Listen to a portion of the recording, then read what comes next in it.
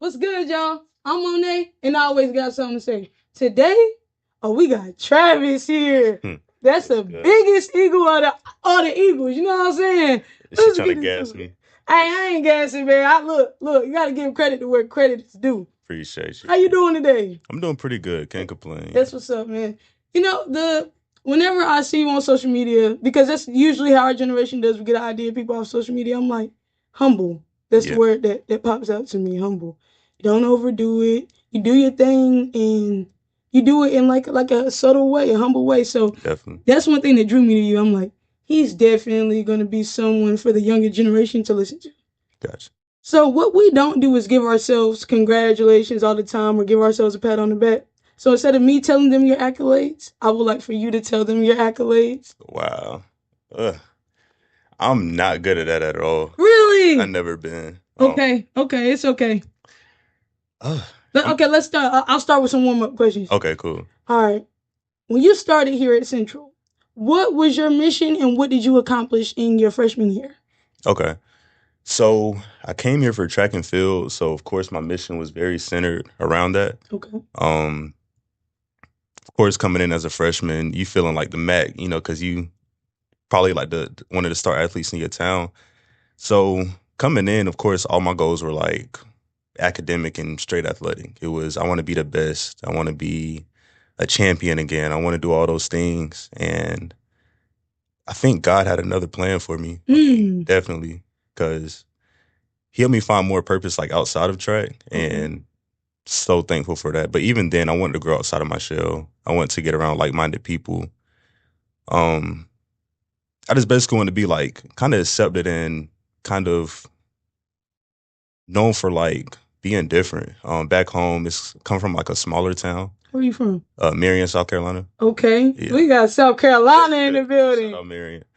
But though I love my town, it's one of those things where a lot of people don't think like you do. And if you think different, it's not looked at in a totally good way. Go ahead, talk about it.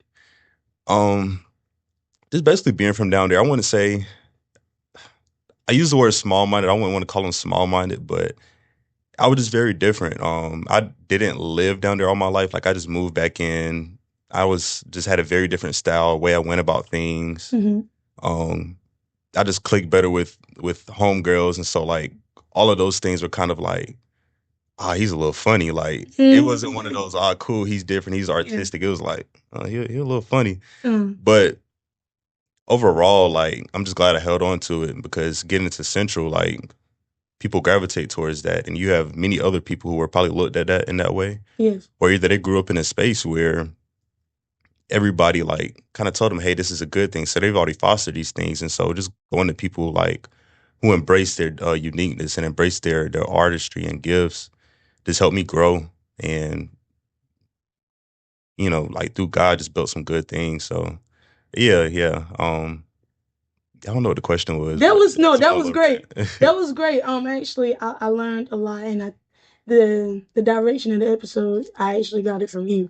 Okay. So you said God had a different path for you than what you had for yourself when you came into college. I wanna focus on that, but I want to touch on you saying you come from a small town. I come from a small town, Sanford, North Carolina. Okay. That's out down there by Fayetteville. Yeah. And so I can understand what you're saying. You're different, and people look at you not in the most positive light when you're different. More so, your own generation. The older generation, for me, the older generation, they like that. They like different. They don't. My mom always said, "I don't want you to be another statistic. I didn't raise you to be another statistic." So I come from a small town. I did not go to elementary school with everybody. Everybody meaning the lower income Black community, because that's what Sanford predominantly was at the time, is lower income Black community, the middle class, and then you had the other folk. You know what I mean? So we were still in the lower income type in the middle bracket, and so I went to year-round school for elementary. It was free, public, but I went to year-round school. For middle school, we moved still in Sanford, but Harnett County instead of Lee County. Okay. I didn't go to middle school with everybody. It was still ratchet though. It was ratchet. But I didn't go to middle school with everybody. Then high school, I went to public school for freshman year, got opportunity to play basketball in private school. So I went to private school for 2 years. That was different. Yeah. You feel me? Then I went back to public school to graduate. Then I went to college. That's not really. I could imagine it's the same for you. It's not really that big of a thing, or that not. It's known to go to college in small towns. It's known to you get a job and you graduate high school by the grace of God, and you stay in your hometown. Right. So I'm saying we could relate in that way because I can imagine like how what was your experience in being different? You talking about like how it's kind of elaborating on, like more so elaborate on what Yeah, else? Okay. yeah. Elaborate on it, kind of like how I gave kind of example of like the different ways it was to be different. It's like we do. Okay, yeah. So I'll talk a little bit about the norms down there, and then talk about like how I kind of went about, like kind of went away from it. So Marion is one of those. It's a low income town, for the most part, or at least where the school is and the demographic that goes to the school. Mhm. And so the cool things are, the quote unquote the YN culture, like drugs, gangs, sex, like all those Yeah. types of things. At a And very young age. very, very, very, very, very young age. Mhm. So, of course, like when I'm coming in, and I literally drove a yellow bug. So I drove a yellow bug. I did photography, dressed very different. So you started photography young? Yeah, I was doing photography. I think I started in like 2020, 2021. Okay, so Something like that. you were 16, 17? 16 probably, yeah. Okay. Yeah. So, yeah, I was just very different in all those ways. I was smart, very focused, and I wasn't really out in the scene, wasn't really talking to many women. It was more so school, track. I need to do this to get out of here. Yeah. So it was like a lot of mystery to me, Mhm. except for like friends who knew me. So like, of course, my friends, like, they would help me and they would encourage me to keep, just being like, they love my uniqueness. And everybody else, it was more so of a, yeah, some people were like, yeah, Travis cool. And then a lot of other people was just like, oh, he take pictures. Let me get him to take my pictures. Or Oh something yeah, like that. yeah. Yeah, very opportunist, but not Mhm. talking down on like the whole town. Like it was a great feel, once I got acclimated with everyone and after everybody got to know me as a person. Even after I got cool with everyone and it became like more like home, I still can't say that they understood my uniqueness and my difference. That's okay. And there was very little people. There were some people to be like, I think when you go to college, you're gonna thrive in that way. And I forgot who said it, but they were very right. Overly right. Yeah, so I can like what I could say is like me being different growing up, it kind of like it makes sense now. But when I was younger, like instead of like, cause you stayed different and you stayed in your authenticity. Like when I hit middle school and I'm around, I'm around all my cousins, literally like everybody like your cousins, cause everybody literally we meet the first day of school, but everybody. So going from Lee County to Harnett County is like going from single family home to double wides. So everybody live in not a trailer park, but a double wide park. So it's really like a family community with ain't nobody family. And so I'm trying to fit in with everybody. I'm cussing in the 6th grade, like don't even know how to cuss, saying words all out the word. coming up with new ones. Yeah, like so I went from it didn't take me to college to be different. Like in high school, I was different, but I didn't have a choice. So I'm so glad in the way my mama raised me because at first I'm like, nah, I wanna be cool. I wanna go hang. I'm in public school, high school, like you lit 9th grade. Like my mindset was not as structured as it is now. Yeah. I always was smart. I always got by because I was smart. So yeah, I get by. The teachers like me because I was smart, but I still cause a little hectic in the classroom. But Asia do her work and Asia engage. So that's how I was. I wasn't comfortable in my uniqueness until now. Now you can't, not saying you can't tell me nothing, but it's like you have to have a tad bit of arrogance in your uniqueness or you'll let the rest of the world have too much of a say so. Yeah. And that's just not a thing for me no more. And so I appreciate like the fact that you've been unique throughout this entire time. What has helped you endure like being seen as different, but knowing this is me and I love me? I just think I think I know that like God crafts us in a certain way. God put all these passions in my heart for a reason.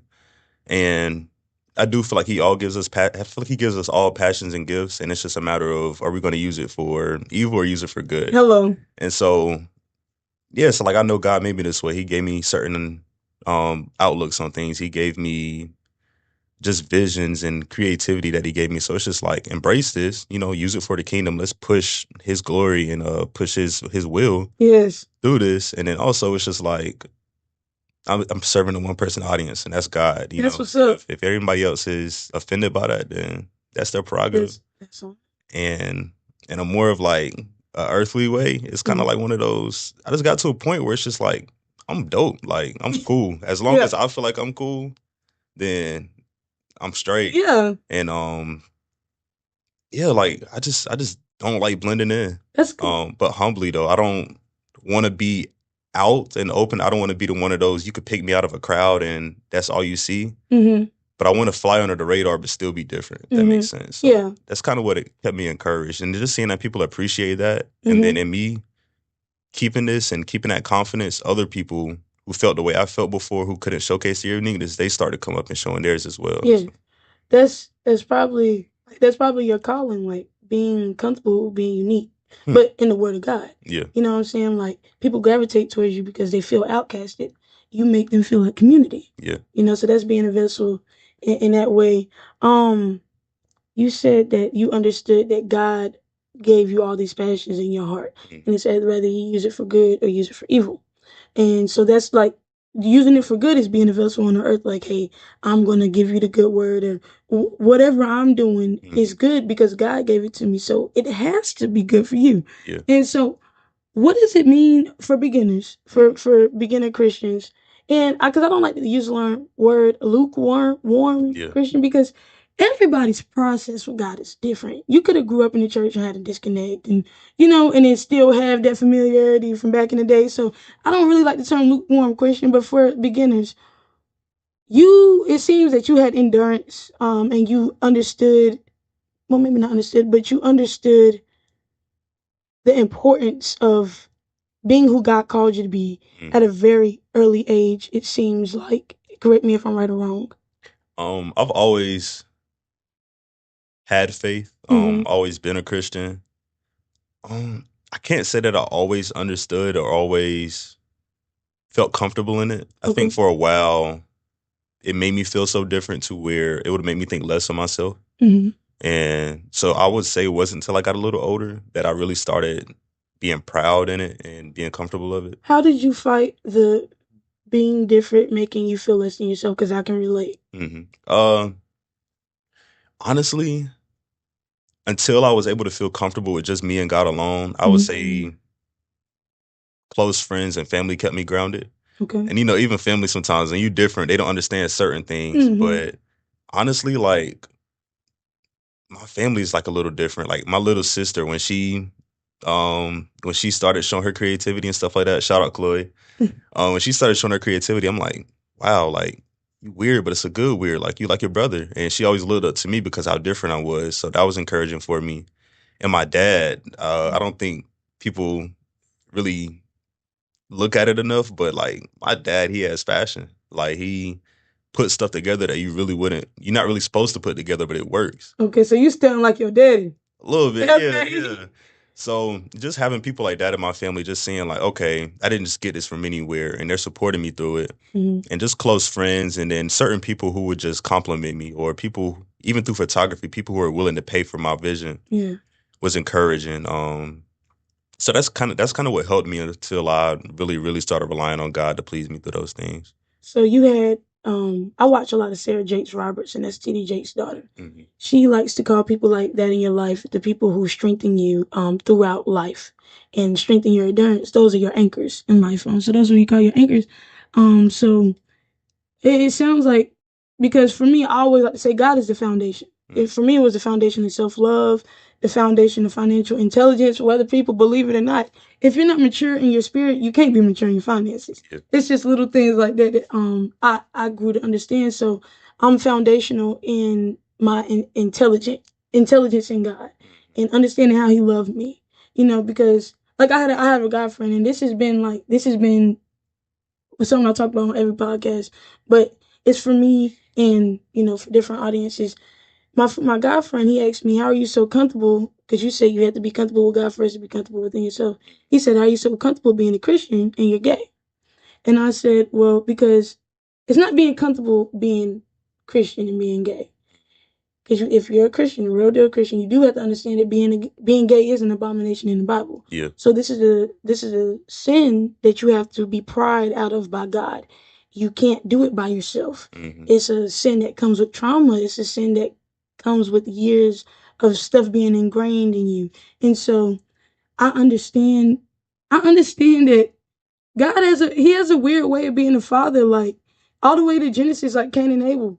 Like he forgave Cain and agreed to protect him. Yeah. Even though Cain killed his brother. Yeah. I ain't never killed nobody. You know Right. what I'm saying? And I understand that like as you read the Bible, people read the stories and the testimonies in the Bible. But I think about God. I know he gets frustrated. He gets so frustrated with the crazy things that humans do. Things that he didn't even know that people will start doing, like polygamy. He's probably like, where did this come from? Right. You know, Yeah. so I understand that God has a process, and he's had to process humans. He has to process understanding humans in a multitude of ways. Mm-hmm. And we're his children. He's been there since we were in the womb. Yeah. So he's watched me my whole life. So God understands me in a way that is unconditional. The word agape, he loves me in a agape way, unconditional.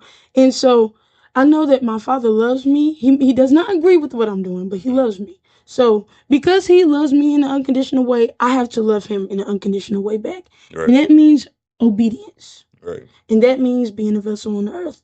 And so as I'm going through my process of being pried out of homosexuality, my calling of my podcast, because I had so many directions before this. I was like, mental health, financial awareness. I'm so sick and tired of people looking rich and being broke, da da da. Yeah. But God said, no, the word is maturity for all the things that you're saying. Simple word, maturity. But you can't talk about nobody if you're not mature. Yeah. So he caught my tea. For sure. He said, you're mature in a lot of different ways, but in the way you live. And you have to accept some things. And you have to let go of some things. And I have to sacrifice. I really have to sacrifice. It's gonna be me right here, and it's a new me right here. Yeah. And I have to sacrifice this thing. Are you willing to do that for God? Can you sacrifice this thing? I said for Showski. Yeah. It's taking time. Mm-hmm. But for Showski, because I remember what it felt like not walking with him. Yeah. It felt numb and everything was on my shoulders. I was doing everything by myself. And so just going back to being comfortable with God and being comfortable like with me and God. It's not being comfortable with being gay. It's understanding God is prying me out of all of my sins as I'm getting close to him. Mm-hmm. My only thing he asks me to do is wake up in the morning and want to be in relationship with him. Yeah. Gain a relationship with him. So I think it's pretty cool that us both being, how old are you? 20. Okay, I'm 22. Oh, you younger, not way younger than me, but he's 20. Oh god. I remember I was 20. I was not as I didn't have the mindset you have right now. It was just a little bit. Not right now. And so being a 20-year-old young black man and showcasing having a relationship and building rapport with God at a young age is very important. In Durham alone, I woke up to 5 gunshots the other night, and it's just it's been a lot of shooting. And how my cousin explained to me the other night, because I said, no, everybody's just being ratchet. He said, no, people are going broke. He said, you talk about war in your story and how it's affecting college students. How about remembering where you come from and how it's affecting the streets? Understanding, okay, we going broke. Ain't nobody buying none. You feel what I'm saying? So everybody going broke. People start robbing folks. That's what's going on right now. So we need to get back to God and back to love and showcase yes, war is going on, but we still talking about God and he's 20. I'm talking about God and I'm 22. We in our 20s talking about God. Let's not focus on the streets because we can't focus on war and on the streets. I understand it's a lot going on right now, and I really do feel for my people because we have to understand a lot of things are being stripped away, such as food stamps. It's been being stripped away for a long time, and so it just all goes back to being comfortable with God. You have to have faith that he's going to give you that daily bread every day. You know what I'm saying? Every day. Have that faith in daily bread every day, even though it sounds that's one of the most common sayings, but it's really foundational because you don't want to rob nobody. If you understand God giving me my daily bread, I ain't going to rob him because he going to give him his daily bread here mine, So that's just really what I'm trying to focus on, because when you tell testimony, you shed light on a whole bunch of other things, and it helps. It helps out. You know, it really helps out. Yeah. So I appreciate the fact that you're just authentically like that, and this is our icebreaker conversation. Yeah, You for know, sure. so let me ask you another question because I feel like I dived off. Oh, no, you good. The path that you had for yourself coming into college, and then the path that God had for you. What path did you have for yourself first? And then what was the revelation that God had for you to understand, okay, I have another path for you? Gotcha. Yeah, the path I had for myself first was one of those, kind of like I said, just getting to college, maintaining a great GPA, thriving in track, dominating, of course, networking, like that was part of it, and then graduating and landing that 6-figure job. That's what's up, man. That was gonna be the story of college, and if I was to write it before I got to college, that's what I thought it was. The American dream of college. Literally. The sales pitch of how they get us here. And don't even tell you about these loans and repayments and all this stuff in high school. They don't tell us that. Nah. They just tell you try to get a full. But, and I would say, and you said, what's the second part? What was the revelation, if you're comfortable with saying it, what was the revelation that God gave you to let you know, okay, this is the path that I have myself, but God has this for me, and I have to follow this, or this is not going to work? Gotcha. It took me a while actually to realize it. Like I was living in it for a while, but it took me a while to realize what he was doing. And I know I keep saying track, but that's literally track was an idol for me before I got to college. It was a huge idol for me, and I feel like he really, really had to strip that away from me, or strip my desires away from it. I did track all up until just recently. I decided to hang my shoes. But he's retired for good. Yeah. Well, hats off to you. Thank you for your service. Appreciate. No. Yeah, so it was one of those things where I didn't do what I wanted to do in my college career as far as numbers wise. I didn't score. I didn't win no medals. I wasn't champion. And it took me a while to realize that's just not his will for me. And I didn't realize that. My coach would tell me all the time, like, this is a unique path for you. You know, you're not here for the same reasons everyone else is here. Like things like that. And it took me a while to really, really realize that. And I didn't fully realize that until after I gave it up. And so now I'm realizing that no, God didn't need another champion. He didn't need another medalist. He needed another warrior, another soldier. So through my career, like just college in general, like he's put me down different avenues, creativity, fashion has opened some doors, ministry, just stuff like that. And so in that, I just think he wanted me to shed my light, shed his light through me. Just continue to reach people and prioritize him overall. I think I took pride to be in the spotlight. Though I'm humble, like when it came to certain things, it was just like I want to be the spotlight. And I wanted all the glory. I didn't want to give God his glory, truly give him his glory. Because it's very easy to say, yeah, this is for the glory of God, but is it really though? So it took me a while to realize that. And so after a while, I just started, hey, this is all God. And that's just what he's been doing. First of all, I appreciate the transparency because, like, it takes a lot for us to admit that we're selfish with God sometimes. Yeah. We love him, but in our flesh, like, we sometimes in our flesh, we can't, not saying we can't fight it, but we slip. And so, in the selfishness, how was it that, okay, when did you realize it? Because what I like to say is acknowledge, you have to acknowledge it, take accountability for it, then construct it, AAC. Yeah. So what was the point that you acknowledged your flaw?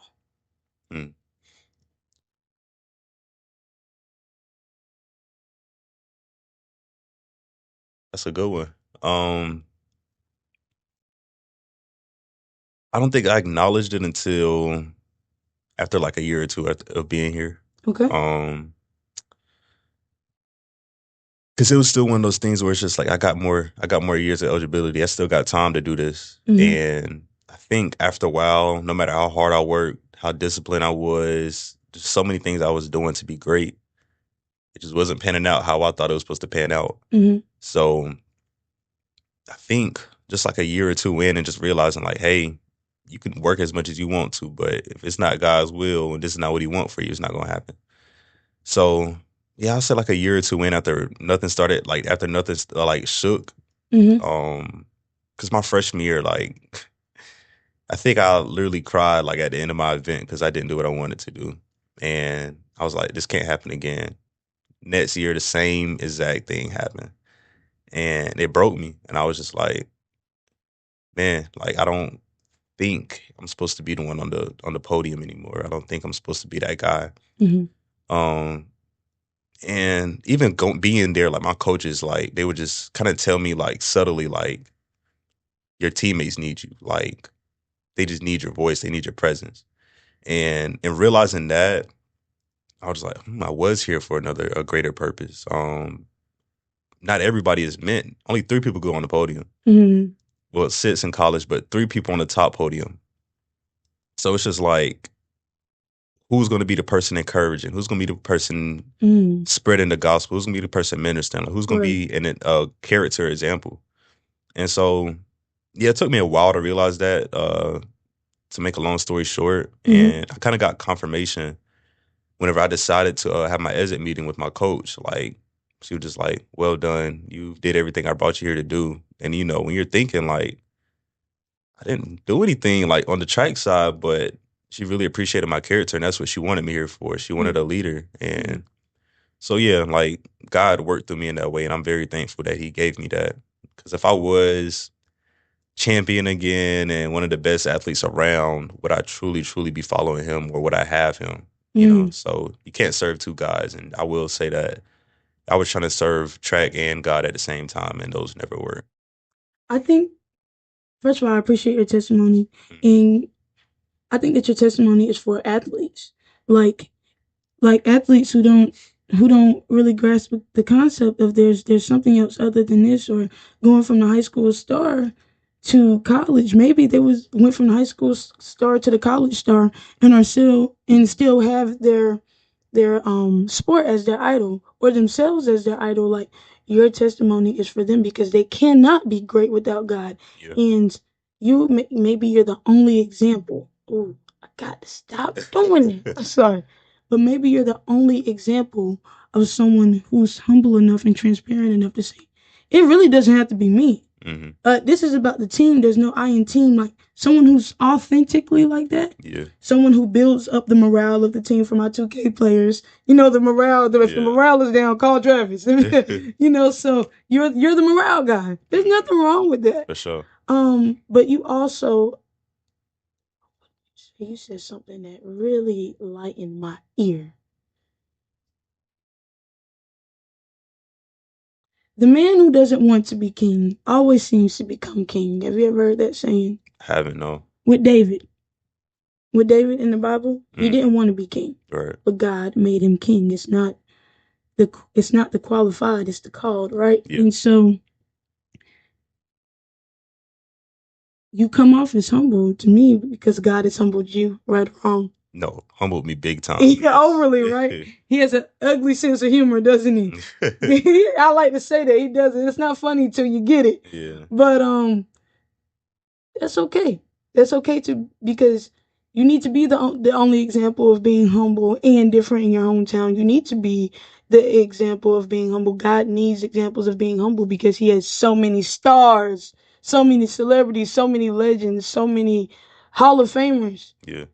What happened to the humble? And there's nothing wrong with that. I think that that's a beautiful thing in the world because we have so much grandiose things going on, so much grandiosity. And even though I don't like, you know how people, like you say, I hype you up. You know how people do that, and it's like, nah, please don't. Like please stop doing that. Or it's really not all that. It's really God. God really blessed me with this. For sure. It's like I get that. You know what I'm saying?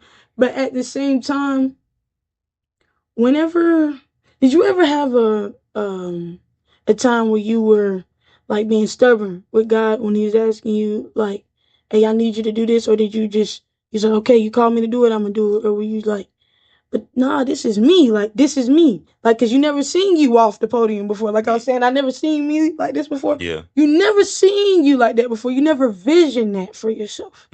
So what did it take to really become this instead of this? Like, what did it take to become the humble one instead of the one that's on the podium? Like, sacrificing that part of yourself, that pride. Yeah. It started early, but I didn't feel the transformation early. In my junior year of high school, that's whenever I won the state championship, and that's kind of what got things rolling and got me my offer to Central. Okay, congratulations. Thank you. And after that, I was like, God, humble me in the best way you know how, bruh. That prayer came some years later, didn't it? Instantly, actually, like I don't even think I knew what I was praying. I just think it sounded good. I knew that's what a Christian is supposed to say. And I think I could kind of feel the pride that was coming from it, but I wasn't ready for what God was going to do. Be careful what you pray for. Yes, but I'm so glad he did it. Yeah. Following senior year just wasn't the same. Like, I had one good meet, and after that, it tanked. Started tearing up my shoulder, like all those things. So I don't think I had like a good a good track year since my junior year of high school. That's crazy. Yeah, so and I'm a good athlete, I would say, but when it came to like putting numbers out, like it just was not getting done. And so I think he wanted to take that part of me so he could add more. Yeah. So yeah, I think I just ultimately realized that like I said earlier, like when you constantly grinding, you're doing all these things. I'm being as disciplined as I can. And you realize you're not getting nowhere. It's just like, all right, this is obviously not where God wants me. There it is. Tithing your time to everything else but God. That's what it was. I learned this at the World Overcomer Sermon, Pastor Andy in Durham, North Carolina. He was saying, when you tithe too much into your job or you tithe too much into your career, you'll start getting unsteady and uneasy in it because you're not tithing to God. You're not tithing your time to God. When you tithe time to God, you reap time from God. Yeah. You know what I'm saying? And it might save you some time for some things. It might save you some time for a process because you have the intellect. Yeah. And so that, that goes along with kind of, correct me if I'm wrong, kind of how your process went. You were tithing so much of your time to track. So God made you uneasy into everything you were tithing your time to. Yeah. So you could start looking to Him. Yeah. That's what's up. Yeah, it was definitely impactful because in high school I was practicing like 3 times a day. Like I was going crazy. And it paid off, and I think I needed that to get here, but I think God wanted me to realize that that's not the end all be all. I have more things for you, which is why I think he kind of pushed me to kind of dive into my like other passions when it came to fashion and art and leading in some ways and mentoring people. Like, that's what he wanted me to dive into, honestly, because if I came in and I wasn't producing on the track side and I had none of that and I didn't know God as closely, I would have been broken. Like, I legit probably would have felt like nothing. I would have felt like I had nothing to live for. So I think just having me dive into those different things was very impactful and just like, just very important in like who I am and like what it's helped, like, but who I become. So I think that your story is very important. Like I said, for athletes, but let me like give it a more direct for student athletes, college athletes, right? Like you said, you said you had more years of eligibility, so you want to keep going. Okay. And I'm not pinpointing any particular sport, but this I have a very clear story of. What about for say for the football players they've played all their life, they play football, they come to college, they play, and then they turn 24 and they say, "Oh, I got another year eligibility for you." I'm not saying don't follow your dream. What I'm saying is you come to school for a degree, right? You come to football to play, you come to school for a degree. Don't trick yourself out of your degree and your intelligence by not, focusing on both things. I feel like as you grow older, you have to grow into an understanding of like what the world really is. And so, unfortunately, athletics, since the United States has dibbled and dabbled in them, athletics is a business. Period. Point blank. So the NFL, when they drafting, once every 2 lifetimes, maybe they say, I'm gonna take this 25-year-old or 27-year-old. But if it's coming to that and they not drafting the older 20s, that's for us to gather our time to say, hey, I have a degree and there's a job force out there for me.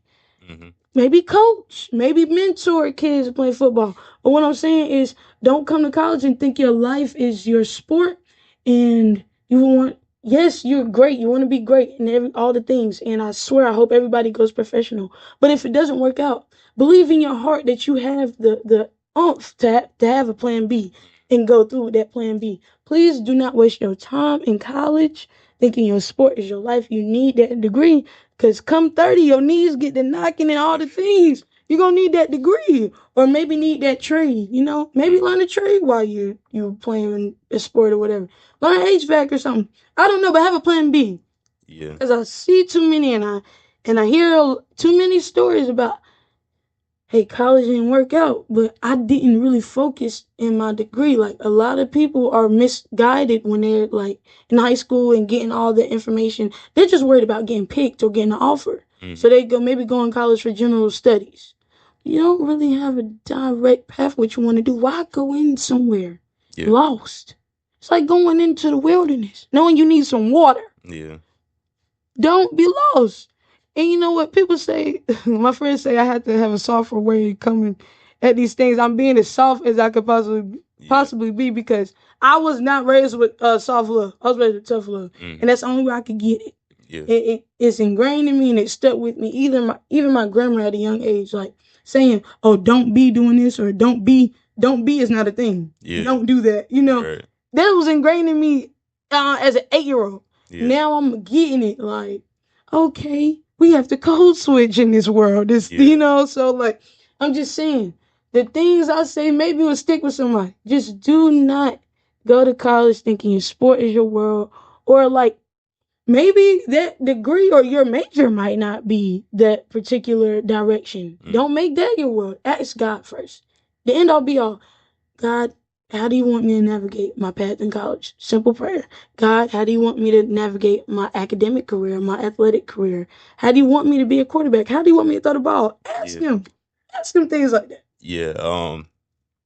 Yeah, I definitely agree that one shouldn't put all their eggs in one basket unless that's what God is calling you to do. I think a lot of these things are subjective based on who the person is. Mm-hmm. For some people, that extra year, may be for them. Okay. God may be saying, hey, the person doesn't know, but God knows. There may be a freshman coming in that needs to meet that fifth year, mm-hmm. or God knows that fifth year is going to push them up, or things like that. But like you said, it is important to ultimately consult with God to know these things. Like, you shouldn't be making decisions, big decisions, and just not speaking to God about it at all. Mm-hmm. And as an athlete, it's one of those things where it's addictive.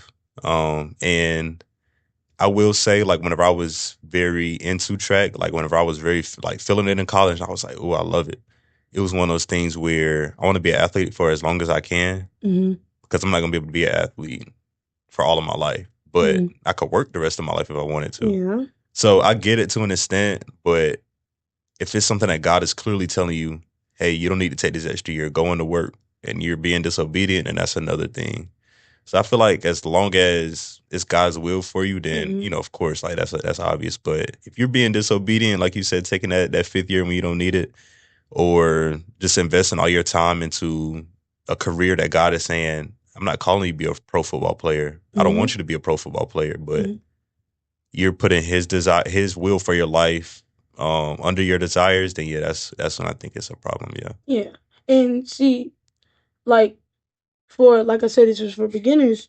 What people don't understand about, like, what we're saying is this word, discernment, comes into that, because you have to discern what is it for you, or what God is calling for you, like, or discern what doors, what to walk into and what not to walk into. Like, if you don't ask God for discernment in all of the ways you go throughout life, you might pick the wrong team to play for. Yeah. Or maybe God just might prolong the process. I did a podcast with his name is Billy. I did a podcast with him last week, and he was like, when I was being disobedient, it was not God saying no. Mm-hmm. You can't have what I promised you. It's not. I'm about to prolong this process because you're not mature yet. I'm about to prolong this process. And so when I say discernment, like, I really have to go back specifically to this story because what happened is they lacked discernment and it really costed them because, okay, say you're fifth year, right? You have to understand that you're fragile in the game when it comes to the portal. If you go into the portal, you're fragile in the game. So you get picked up, right? And you're like, okay, I'm going to play for the team. I'm going to move across the country, play for the team. And then they cut you. And you didn't use your degree. Yeah. And they done naive you into going to school because you had to pay a little bit. Yeah. You didn't have discernment in that. And so not going down and you know what I'm saying, just breaking down. But what I'm saying is there's a process to this. And it could save a lot of people some time if, hey, God, I need discernment before I walk into this door. Are these people, do they have my best interest at heart or their best interest at my heart? Like, so it's just, I always learn from specific testimony. That's the only way I can learn. That's the only way I can process. Yeah. And so, yes, go with your calling. Have discernment in your calling. Have discernment in your calling because everything God has for us is good. But there's a man down there. His name is Lucifer. Yeah. And he sends distractions. He sends what's the things called? It's not something that's gonna stop you. I forget the word. Yes, thank you. But yes, the devil will send obstacles. Yeah. And some trickery going on. Some things you have to make choices. Yeah. Choices you have to have discernment for. Whether it's sports, whether it's life, your credit, which kind of credit card to get, God need discernment in this credit situation, what kind of car to buy. The devil will send tricks. Oh, this nice dealership is talking all nice and sweet. You about to buy a lemon. Yeah. Or this older family has had this car for years and they have a testimony you need to hear and they finna give you a deal.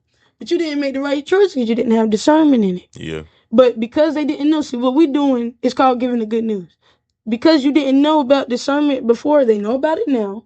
Whenever you hear a word, you become accountable to that word. Yeah. So people have to take heed to it. And I think that's just my biggest thing. Like with anybody I talk to, the first day I talk to, we talk about God and come up with solutions and testimony and come up with all types of solutions for people. And so, like, that's been something I appreciate. I have gratitude. I have to give God gratitude again because anybody I've came in contact with, first of all, my prayer every morning, He answers. I said, anybody I come across, let them leave more healed and more anointed than what they came to me. To me, anything I touch, may it turn into gold and of anointed and not of destruction. Because in my sophomore year, my second half of my sophomore, it was first half. Yeah, my first half of my sophomore year, I was destructive. When it came to relationships, when it came to friends, I was not. First of all, I was not walking with God. Yeah. So when you're not walking with God, who is you walking with? That's a scary thing to think about. Yeah. If I'm walking by myself, I'm lost. I can't tell. Another side, yeah. Right. And so this is the time I didn't have discernment. The time I was not walking with God. I didn't even have the maturity to really understand what it meant. And so to go from not walking with God to walking with God, I understand, okay, this is not just my walk, you know? And then that's my testimony. Again, like, it's really for women who look like me. Like, women who live in their masculinity through trauma or anybody in that. First of all, I'm not in the community. But anybody in the alphabet community. Yeah. That's what my testimony is for. Is okay. There's the truth about you, and then there's the facts about you. The truth is what God says about you. God says you are His child. God wants you to live this way. The facts about you are your trauma. What happened to you? What makes you live the life that you live?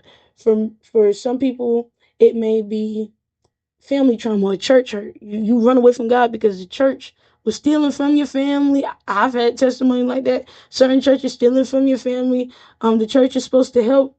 Like if you short on the light bill, you've been tithing, you done paid your 10%. The church said they can't help you. People have church hurt, so they run away from the church. But for me, the facts and the trauma, what happened is like sexual assault, and so then you start living in your no.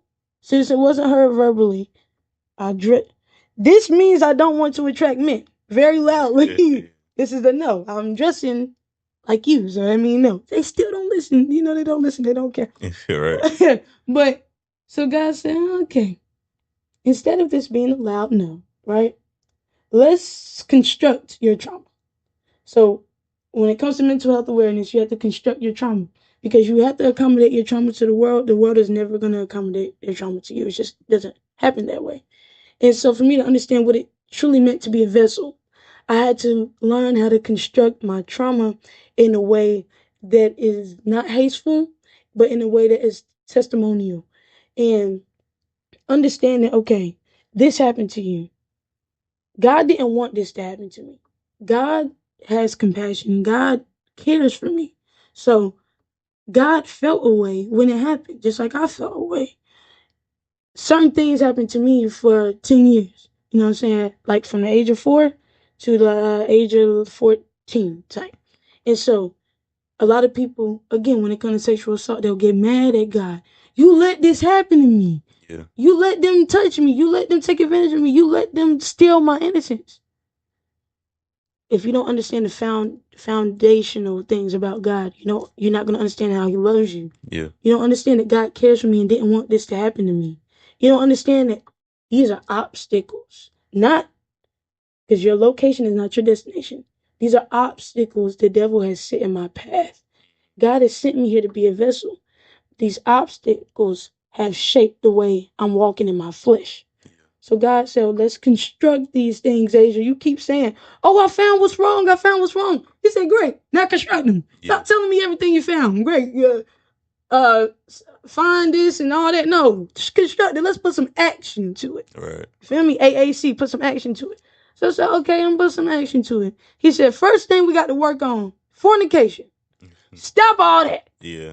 Click, click, lock it up. Lock it up, lock it up, lock it up. I said, okay, I can do that because actually, I went through my breakup in 2023. Mm-hmm.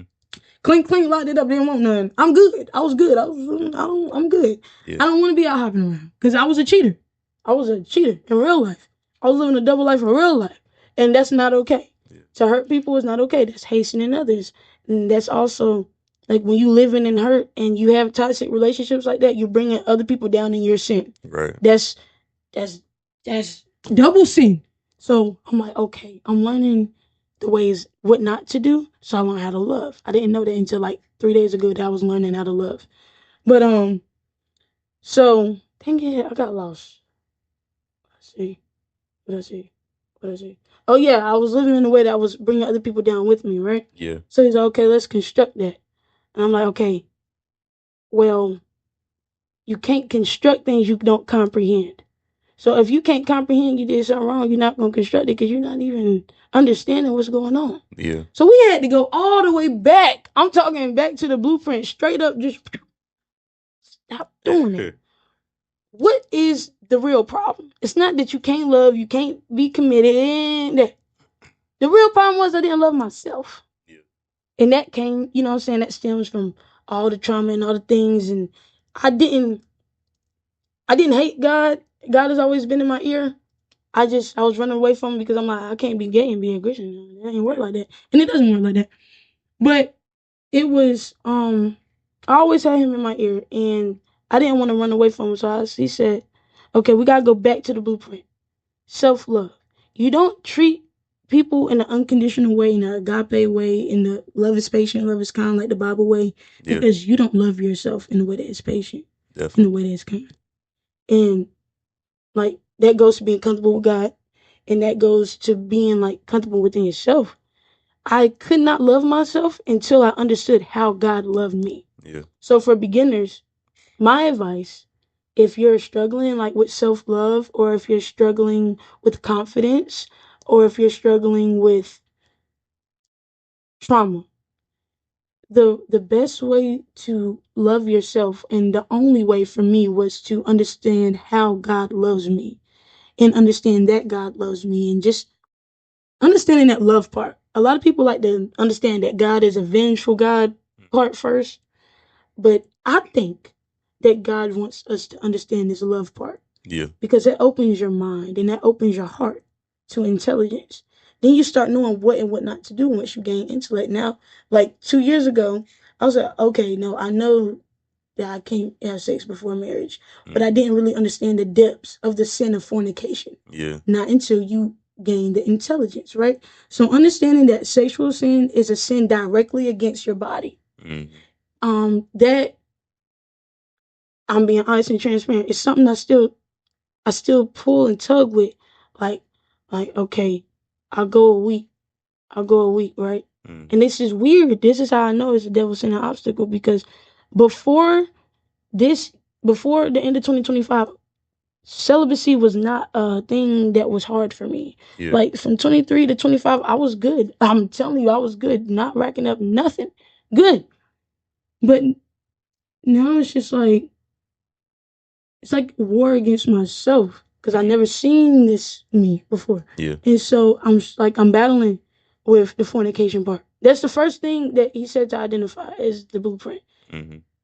Fornication. And it's something that I'm battling with. Like, I'll go a week without and then I do it.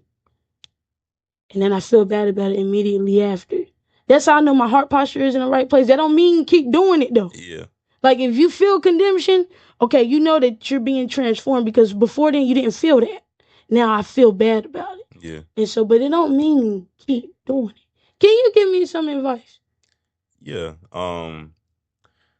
It's definitely a fight for all Christians. I would say like everybody, for like a better words, has their like kryptonite. They have that thing that God is redeeming them through.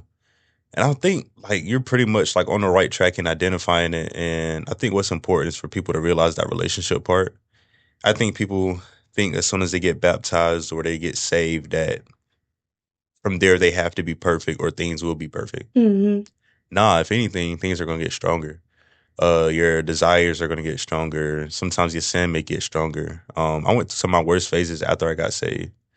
Um, like I got saved and I would say, man, this is crazy. I'm saying this, but I got saved and like literally like a day or two later, like I was, doing something I had no business. Mm-hmm. And later, and a few months later, like it led to a deeper phase of me. And I've never been like the type to been out there, but it just started leading to me like increasing the amount of women I was talking to or dealing with or inviting to my room. And that just wasn't me. And you could feel it. Like you start feeling drained. And I'm pretty Mm-hmm. sure you probably feel the same way. Either drained or frustrated. Frustrated that it keeps happening. But honestly, the bad thing about that phase was that I was having too much fun in it. Like I felt conviction at times, but other times it's just like, man, I'm living a life. Mm-hmm. And I think whenever, of course, I had to hit rock, like had to hit rock bottom for me to like really get over that. And but I think whenever I really started understanding like the relationship with God and not wanting to sin against God is the biggest thing. And it's something that I tell and hope that it helps everybody because God isn't a dad sitting on the couch over there with a belt waiting on you to mess up. Facts. He's not. Like he's a loving father. And though, he may get frustrated when we sin, he's not condemning us. We're supposed to get that conviction where it's just like, oh man, that wasn't right. I feel so bad. But it's supposed to lead to godly grief and not worldly grief. And for those who don't know, godly grief is, when you're really turning to repent, you're going to your word, you're gravitating towards him in this. And worldly grief is you're just running away and like, oh man, I gotta hide my face from God. No, God doesn't want that.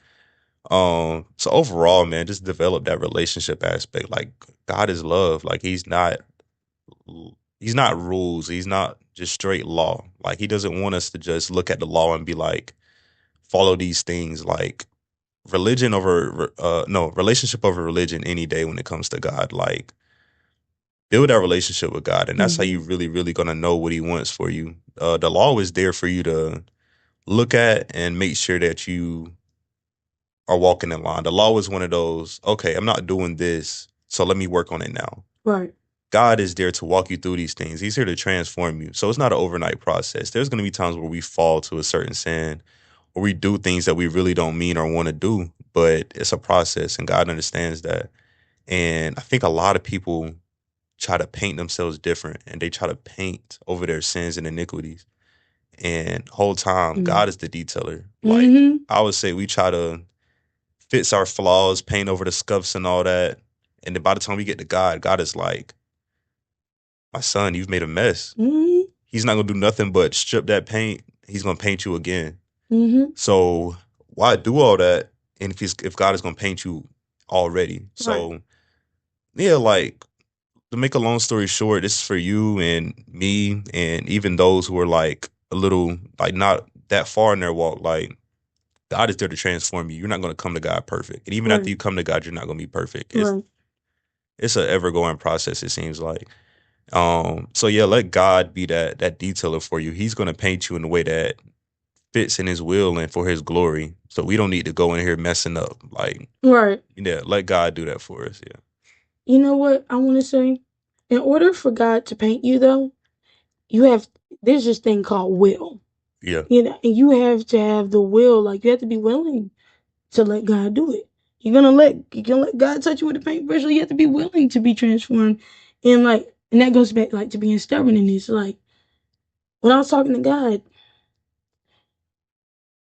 He said, the only thing that I have a problem with you right now is you are stubborn, and it's not necessarily me being stubborn what He asked me to do, because actually, on my vision board, I've checked a lot of things off. Yeah. I may not have checked everything, but I've checked a lot of things off. He's like, you're just stubborn in this perfection thing.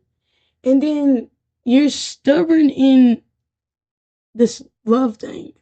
Because I am it don't even have to be a relationship as far as dating, but even having a friend trying to get closer to me, it's just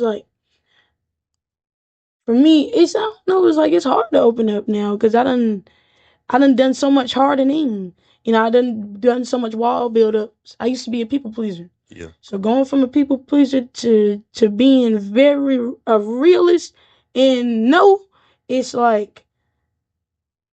it's very new. And he said you've checked a lot of things off, but you're stubborn in just the opening up part. He's like, it's not what I asked you to do. He said, discernment, not be mean. And I'm not mean. I just don't like to open up a lot because my thing is, I'm still working through my abandonment issue. So it's what's the point of opening up for me? It's I'll tell my testimony all day long, tell my podcast, I talk. But as far as that heart stuff, what is the point of doing all that for me? I confess with God. I talk to Him all day long. Yeah. What's the point of all the heart stuff and all the hugs and empathy and all that? And I'm an empathetic person when it comes to the world, world peace and what's going on right now is really making me sad. I shedded a tear. Pause real quick. Iran posted an AI video last night. Okay, last year Trump posted one. Yeah. Talking about he want Gaza to be him and Elon Musk extravaganza. I swear the White House posted it and it's still on their Instagram. Why did Iran post a vengeance for all AI posts? The Native Americans was first. Anybody America has wronged, any group of people they have committed genocide against have wrong. He put every group up there and then put a missile against the Statue of Liberty and poof. Wow. But the Statue of Liberty had the goat and the horns, the little devil thing. They had it on there and to put the missile on the Statue of Liberty. To me, it's saying I know what you're trying to say here, the devil and all that. But don't blow up New York. Do not send them things over here. We have nothing to do with it. Yeah. We had nothing to do with it. I really shedded tears last night because those people are not playing. We bombed an all-girls school. Okay, we killed a lot of children, 175 plus. Yeah. Those people are not playing. But they could send it to the oceans or something. Don't send it over here. I don't like this war thing going on. So I just said it to say I still have empathy. Yeah. But when it comes to that heart stuff with individuals and wanting to be all in my life and all that, because my thing is, what do you want to benefit from me? Because anybody coming to anybody's life, you have to benefit from somebody. Yeah. You have to benefit out of something. So it's I have to stop being stubborn and hypocritical when it comes to my heart posture. Oh, that's ugly to say first time saying it. Being hypocritical means you can't only understand heart posture when it comes to God. Or on the other side, you can't only understand heart posture when it comes to people and not God. But for me, it's you can't only understand heart posture when it comes to God.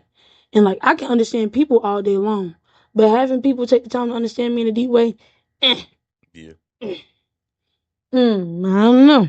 Mm-hmm. I don't know. So that's something we working on, this fornication and this wall build up that I have. Yeah. Where are you at with God? Right now, I'm in a season where I'm really prioritizing me and his relationship. Um, I want my foundation overall just to be built on me and God alone. Like basically, in that, if God strips everything away from me, takes away my friends, takes away accolades, job, things I'm involved in, my relationship. If he takes away all these things, that I'll still be okay. And I don't want my foundation to be built on something that. So basically, like I, f- I was brought closer to God, and God used community and used church to get me closer to Him. But I don't want my foundation to be built on that. Like if you were to take that church away or take that community away, Mm-hmm. would I still worship God the same? Right. You know. Mm-hmm. And so I'm merely in that season where I want to know Him for myself. I really want to get closer to Him and prioritize that first. And I think that's just something He's really been highlighting to me. I think He's proud of like everything, how obedient I've been, and like the things He has done through me. But I think He does want me to emphasize like, hey, I'm your God and I'm your only God. I should only fear Him. And I feel like He's really gonna start moving in that way once we get to that level where it's consistent and it's genuine. Okay. I think it'll move me forward personally. I think there'll be a lot more things I would understand. I think it'll break down certain barriers in my spiritual life. I feel like it would advance my relationship. I think it would advance opportunities, all those types of things. And even if it doesn't, like just knowing that one with my father is most important. Yeah. That's good. I think that's really great. I had something to say. You were saying that you're making God a priority. What I had to say about that?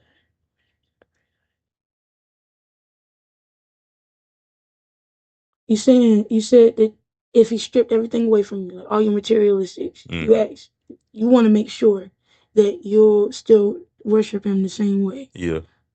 What I would say is, remember the story of Mary, like Jesus' mother. Yeah. Okay, how I like, because what you're talking about is endurance, Mm-hmm. like endurance and strength, and if you can endure your flesh and still gain the relationship with God, or still keep that rapport that you have with God. I always think, whenever I think about if God will strip anything away from me, or when He will, or how He will, I think Mary had a child that God sent. She didn't conceive it. God sent her the child. Mm-hmm. The child lived for 30 years. Then He asked, He said, hey, I need to tell you something.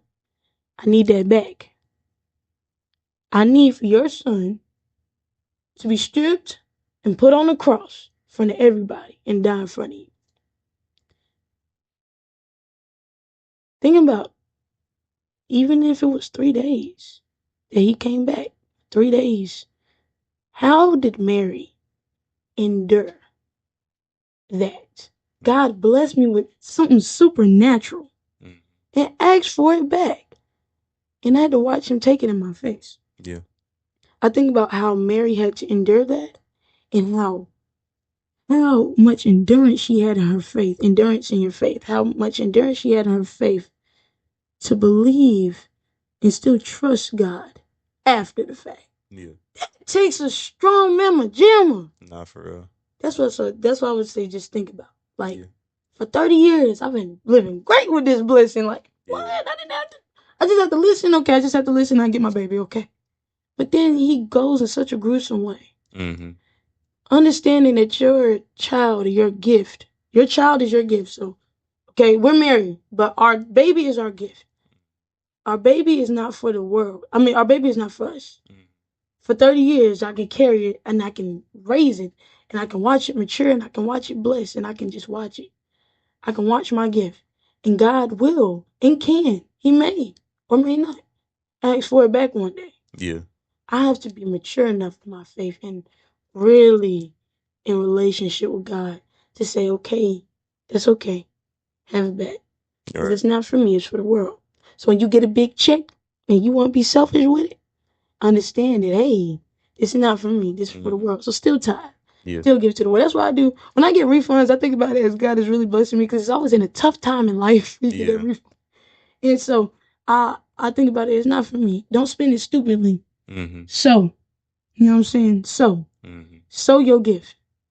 But don't grieve when you have to give it up.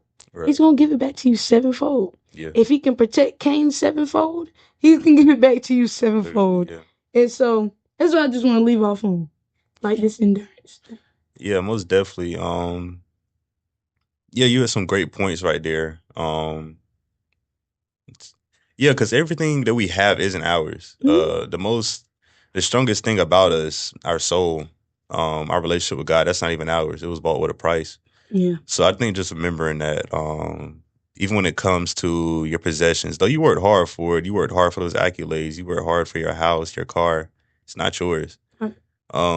You could even take relationships. You do so much for your girl or your mother, your father, like all those relationships, like those are God's children. They're not ours. You feel me? Right. So You if do. he, My God. yeah, so if he takes them away, who are you to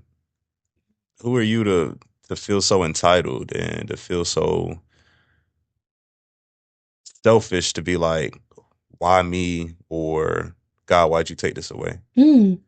God gave up so much more than we ever gave, Yes. and more than we can ever give, Mm-hmm. just in one act. And if you take that, and if you don't think the resurrection is enough, just read the Bible and just account for how many times God has given up and sacrificed for us. Yes. So yeah, like just when he takes little things away, like it's frustrating, don't get me wrong, but he's given us so much for us, more than we could ever match. So That's what's up. Hey, listen, I I have, like I said, the biggest of the biggest Eagles in this room right now. hmm, Travis. Travis is a God fearing man. He's a mentor. He is one of the, I'm not hyping your head up, hmm, but one of the best representations of what it means to be a young black male in America and what it means to be an eagle. An eagle uplifts one another. We're sowing seeds with each other and into each other by just talking about the word of God with each other, but also into the world. And I have a lot of gratitude for you, and I appreciate you coming on the podcast. I appreciate you being transparent. And so this is what it means to be real. Like, this is what it means to be real. And everybody I've had on my podcast, I have not got a sense of anything but authenticity. And I think I have to give God gratitude again for that because it wouldn't work if I was sitting here with a fake. It just wouldn't work. And it wouldn't work. I can imagine if somebody else was sitting here with a fake. I can't put on no face. yeah, I can't put on no voice for you. It's not gonna happen. yeah, It's not gonna happen. So I just thank God for being around like-minded people. I haven't even prayed for that. So thank you for it anyway. So I'm Monet, and I always got something to say. This is Travis. Peace. peace.